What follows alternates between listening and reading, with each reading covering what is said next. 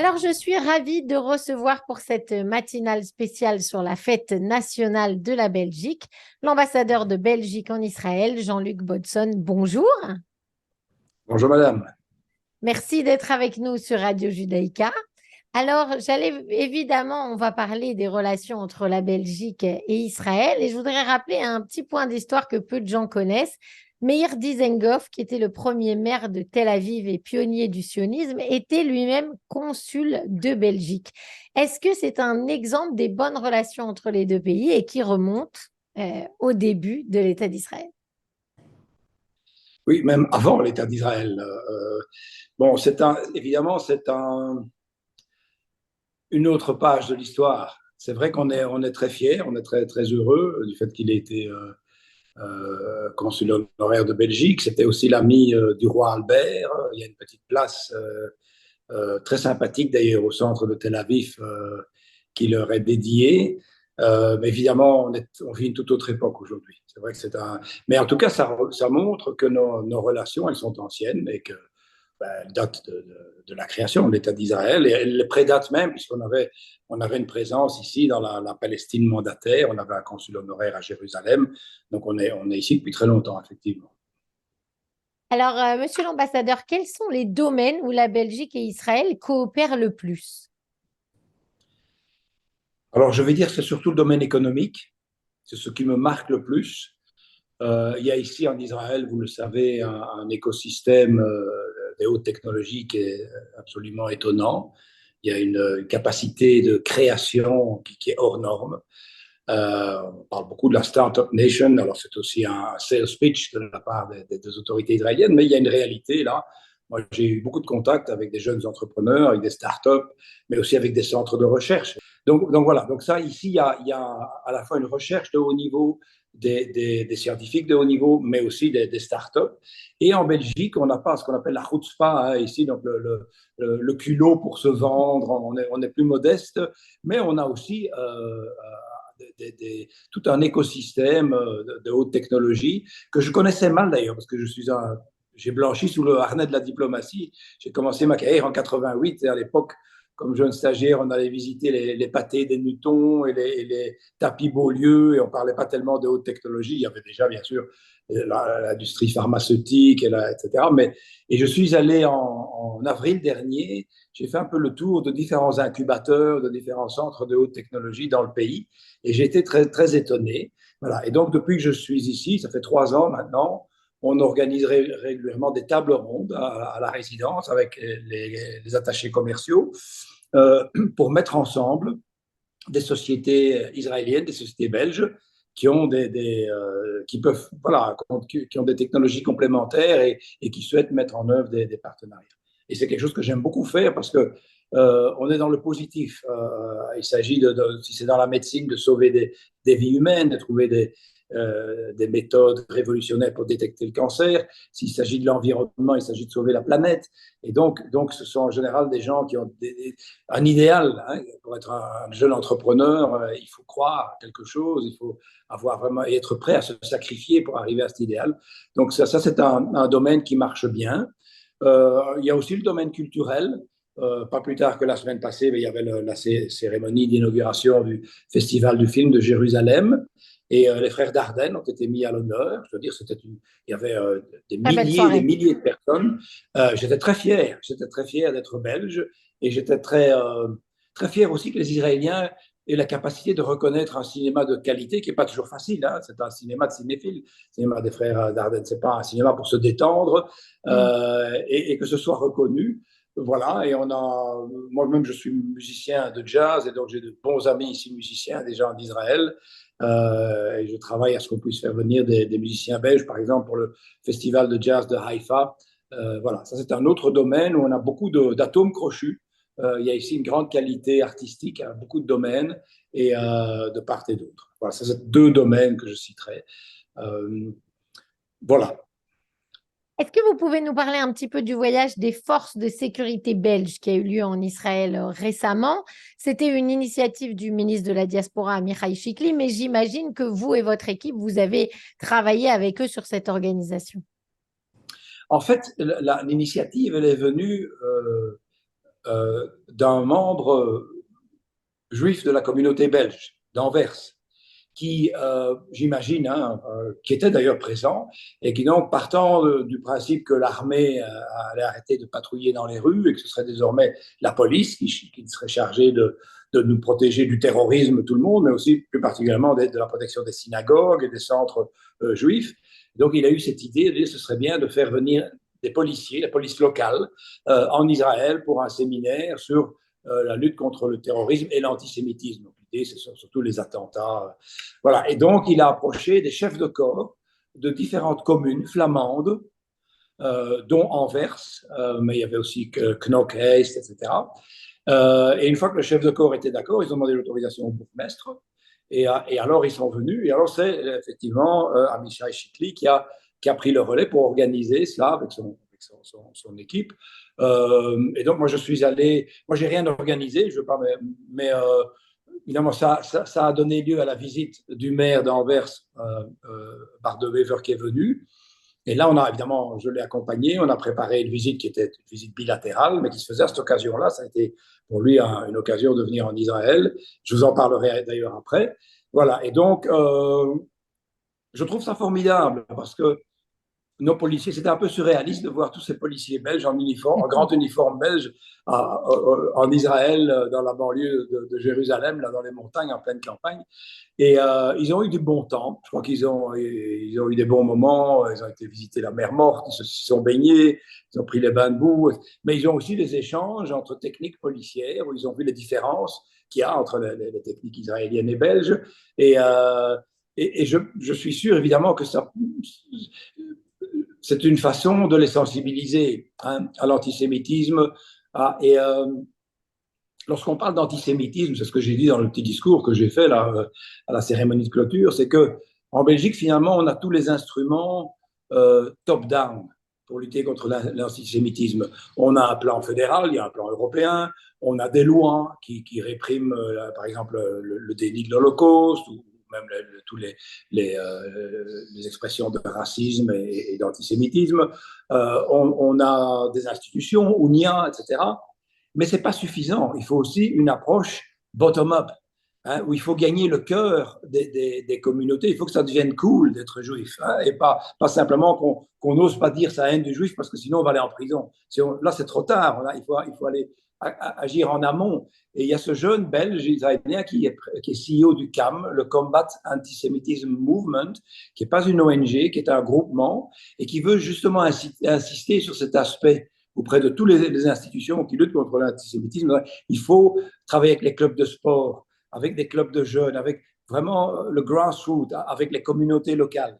Parce qu'alors, à ce moment-là, on a des actions. Si vous avez une idole du football, par exemple, qui dit que voilà, qui critique l'antisémitisme, dit que c'est pas normal, ça va avoir un impact partout, tous ces fans, un chanteur, des gens comme ça, voilà. Et donc ici, c'est une approche finalement bottom-up. Ce sont les polices locales qui vont patrouiller, etc., qui, je pense, auront été séduites par l'accueil qu'ils ont eu ici. Voilà. Et Ça alors change peut-être, vraiment si vous quelque plaît. chose, c'est vrai, de voir les élus belges ici. Je crois que ça avait déjà été le cas quand le voyage des députés du MR avait eu lieu aussi. Je pense que les gens ont des stéréotypes, en tout cas des clichés, et que quand ils viennent en Israël, ça change leur image du pays. Alors, oui, alors je peux vous parler un peu de la visite de Bart de Wever qui disait, parce qu'il a été attaqué pour venir C'est ce ici. que j'allais vous dire. Il Et, avait reçu de bonnes pressions politiques pour ne pas venir oui, en Israël. Vous en avez discuté avec lui? oui, on en a parlé. Bon, c'est pas quelqu'un à se laisser impressionner facilement. Il sait ce qu'il veut, hein. Et ce qu'il me dit, son raisonnement, enfin ce qu'il disait aussi à nos interlocuteurs israéliens, c'est que Israël est un pays ami qui vit une période difficile en ce moment, c'est vrai. Mais c'est à ce moment-là qu'on est aux côtés de ses amis. C'est pas le moment de les ostraciser, de les isoler. Si mon meilleur ami vit une période difficile, je peux le gronder, lui dire je ne te vois plus et le laisser l'abandonner à son sort, ou bien être à ses côtés. Et donc, il est venu, bon, envers un accord de jumelage avec Haïfa, donc on a vu la bourgmestre d'Haïfa, il a proposé de renouveler cet accord qui est arrivé à échéance et qu'on n'a pas renouvelé à cause du Covid. On a été visiter un centre, un incubateur dans le port d'Haïfa, et il y a beaucoup d'affinités entre ports. On n'est pas toujours d'accord avec les politiques des capitales, parce qu'on est ouvert sur le monde. Et donc, ils ont parlé de ça. On a parlé de haute technologie. On a eu un dîner à la résidence avec justement une table avec des CEO de start-up ou même de scale-up et de sociétés de haute technologie qui sont intéressés à s'installer à Anvers. Donc, c'était très positif. Il est allé, mais il est aussi allé à Bethléem. Voilà, il a proposé de faire des accords de coopération et de travailler ensemble avec la ville de Bethléem.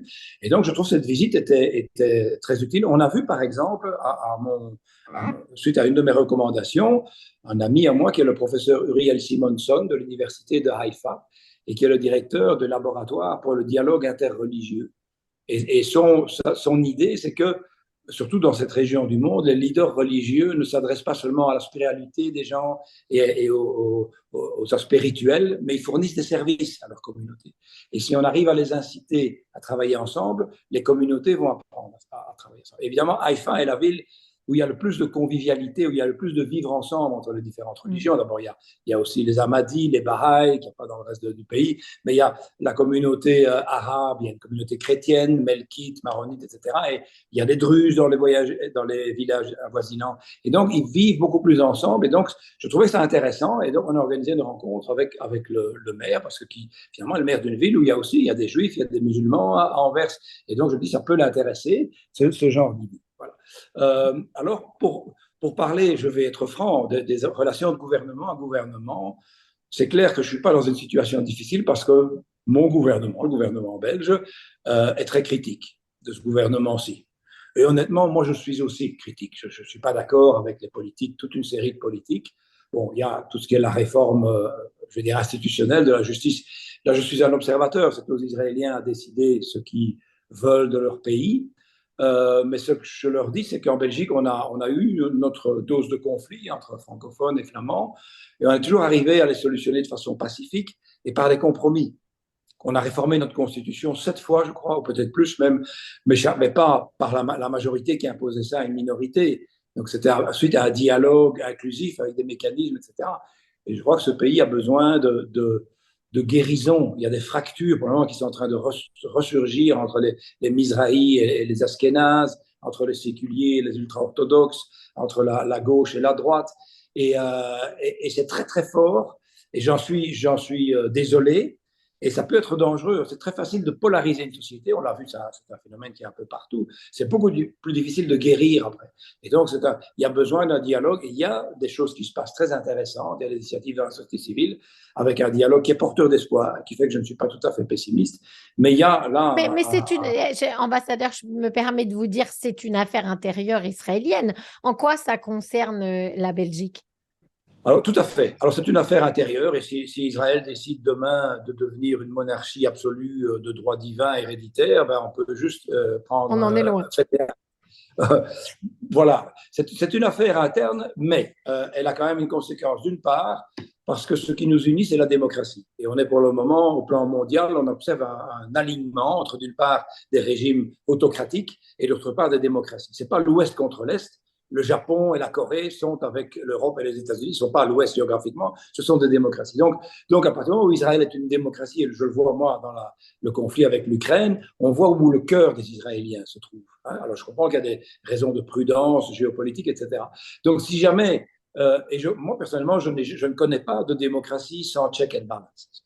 Et peut-être que la Cour suprême en Israël a été trop exposée parce que c'est l'unique frein.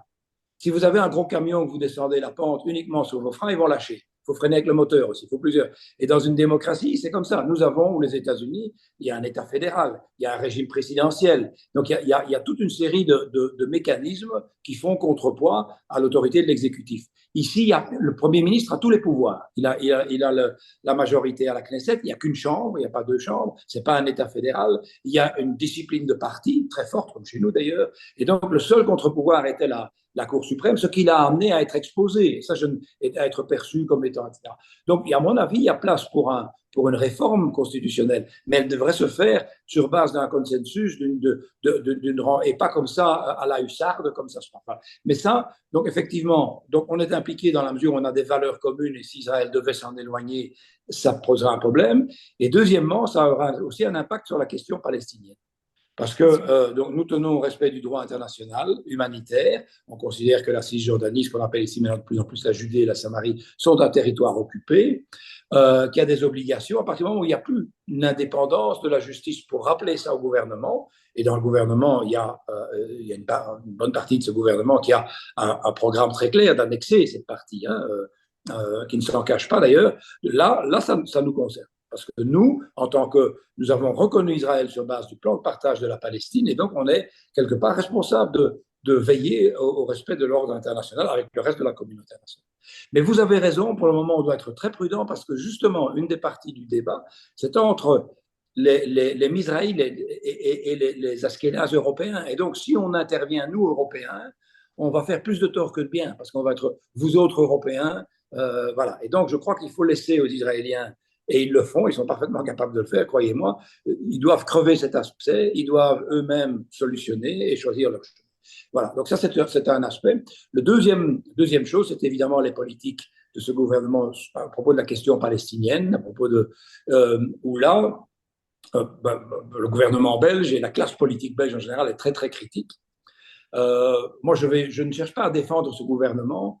Ce que je dis, et je ne suis pas assez entendu, donc je vous le dis à la radio, j'espère que ce sera entendu. Peut-être évidemment la communauté juive sera plus à l'écoute, mais je trouve que le monde politique belge est trop dans la posture de la condamnation, le doigt levé sur le manque de respect des droits de l'homme, le manque de respect humanitaire, la possibilité d'avoir des sanctions.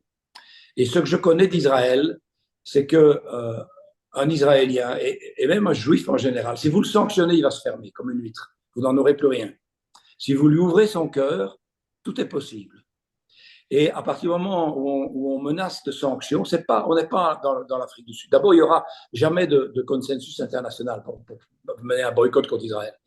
Donc, ce qu'il y avait à l'époque de l'apartheid, heureusement. Est-ce que ça n'est pas mérité? À l'époque de l'apartheid, ça l'était. Oui, oui, tout à fait. Mon souci est d'être pratique. Et donc, je dis aux gens qui recherchent cette piste, vous perdez votre temps parce que ça n'aura pas lieu, ni au niveau international, ni au niveau européen. Jamais les Allemands et toute une série de pays européens ne vont accepter cette voie-là. Première raison. Donc, et la Belgique ne peut rien faire sur le plan de façon unilatérale. Deuxièmement, comme je vous l'ai dit, c'est contre-productif. Parce qu'on va donner, on va renforcer les extrémistes, les gens les apôtres de la ligne dure. Hein.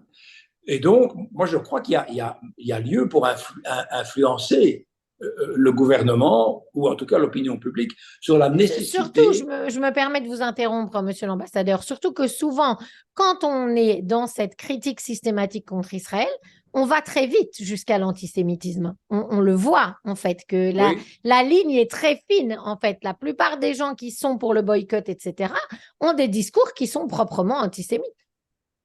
Oui, c'est vrai, il y a cet aspect-là, mais surtout, hein, il y a le fait que, au-delà des slogans, il est important de rester conscient de la complexité de la réalité.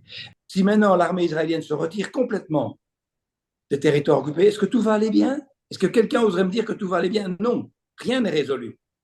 Si on arrête le blocus de Gaza et qu'on laisse entrer tout ce qu'on veut à Gaza, est-ce que tout d'un coup, le Hamas va vouloir la paix et va dire on va investir dans les startups et on va créer des incubateurs, hein, voilà. Donc, c'est hypocrite de réclamer, et ça me donnait l'impression qu'il y a un découragement, même en Israël, du côté du camp de la paix, entre guillemets, de la solution des deux États. Vous voulez deux États? Où est-ce que vous allez mettre aujourd'hui un État palestinien viable, où des Palestiniens peuvent être heureux et donc arrêter d'être violents, etc.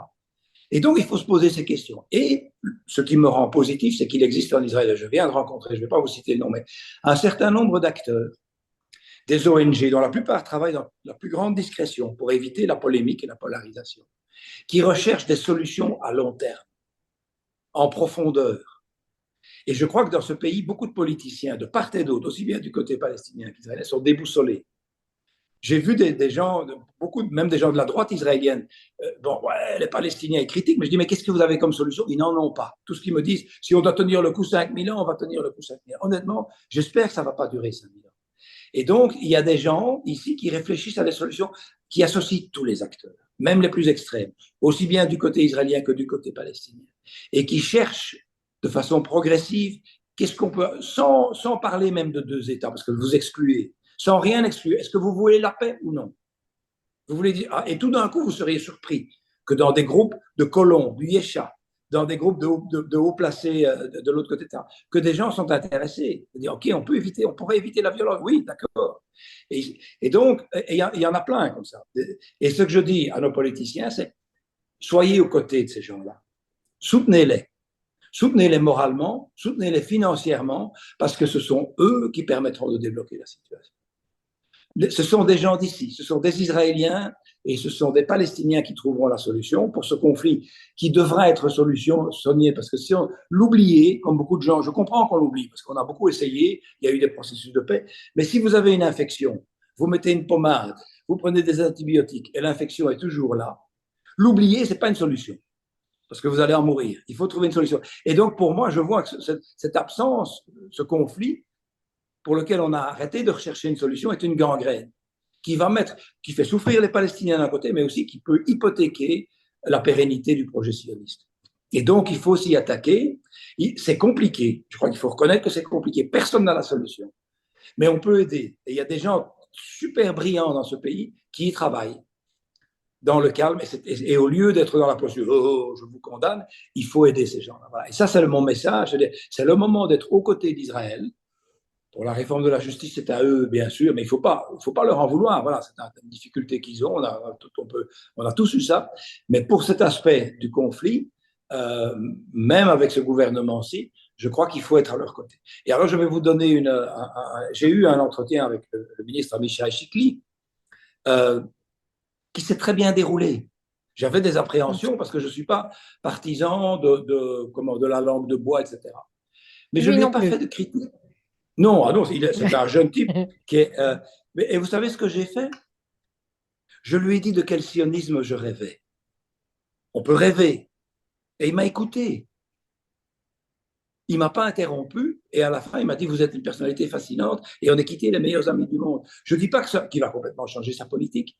Mais le fait de parler avec les gens, sans les juger, sans être dans la posture du doigt levé de la condamnation, et de donner son opinion. Moi, je suis qu'un modeste observateur ici, mais j'ai des rêves pour ce pays. Je l'aime bien, Israël. C'est un beau pays. Il y a des gens merveilleux. Et donc, je voudrais que cette région vive en paix. Vous imaginez un jour s'il y avait une paix et un partenariat entre Palestiniens et Israéliens, les dividendes de cette nouvelle situation. Qu'est-ce que ce serait formidable. Donc, ça vaut la peine de rêver et d'y réfléchir. Et on peut parler avec tout le monde, mais il faut rester engagé. Il ne faut pas avoir peur de venir. Les frères Dardenne, donc je vous parlais du festival, il y avait une réception organisée par le consul général à Jérusalem. Je leur ai parlé. Ils ont eu aussi beaucoup de difficultés, ils m'ont dit.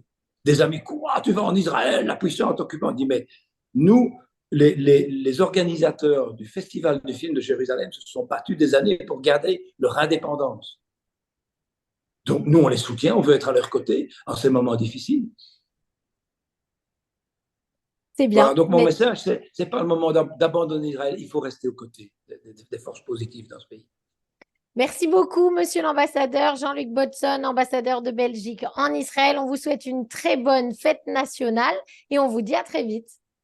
Merci, madame. Au revoir. Bonne journée à vous. Au revoir.